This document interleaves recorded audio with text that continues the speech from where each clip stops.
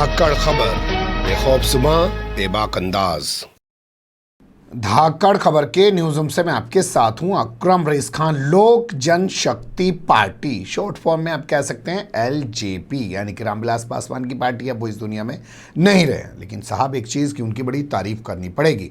उनको लालू प्रसाद यादव ने जो उपाधि दी थी मौसम वैज्ञानिक की, वाकई में वो उसमें माहिर थे। जिस तरफ सत्ता होती थी उस तरफ उनको पहले ही आभास हो जाता था और वो हमेशा उसी तरफ झुक जाते थे और हमेशा सत्ता में बने रहते थे, चाहे भाजपा हो, चाहे कांग्रेस हो, चाहे कोई और सरकार बन रही हो। लेकिन अब वो तो रहे नहीं है, तो उनके जाने के बाद उनके भाई और उनका बेटा यानी कि चाचा भतीजा आपस में एलजेपी पर कब्जे को लेकर लड़ रहे हैं।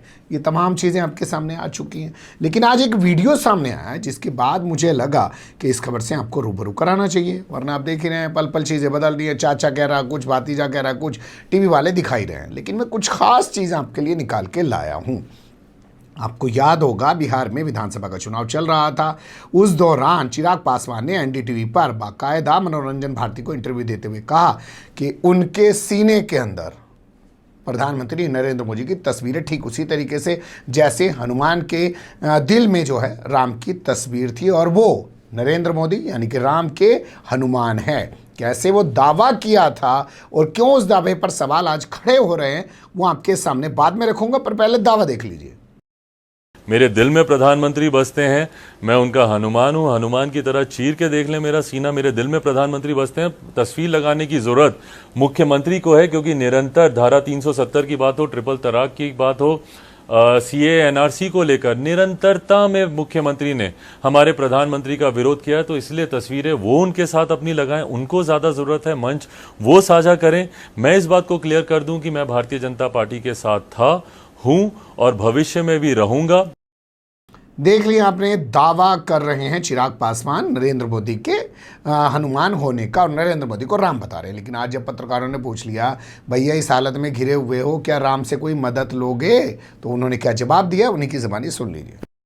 चिराग, आपने चुनावों के दौरान खुद को हनुमान कहा था और देश के एक बड़े नेता को राम कहा था।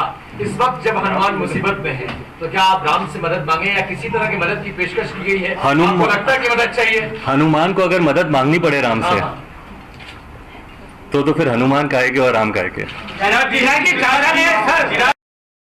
सुन लिया आपने, चिराग पासवान को कहा, उन्होंने कहा है कि राम जो संकट के समय में खुद ही हनुमान की मदद नहीं कर रहे हैं, तो ऐसे में वो कोई मदद नहीं मांगेंगे। यानी कि उन्हें ये भी क्लियर हो गया है कि इस स्थिति में राम से भी अब उन्हें कोई मदद नहीं मिलने वाली है। फिर वो चाहे खूब चिल्ला लें कि सीना चीर के देख लीजिए मैं आपका हनुमान हूँ। एक छोटा सा अपडेट था, मुझे लगा कि आपको रूबरू कराया जाए।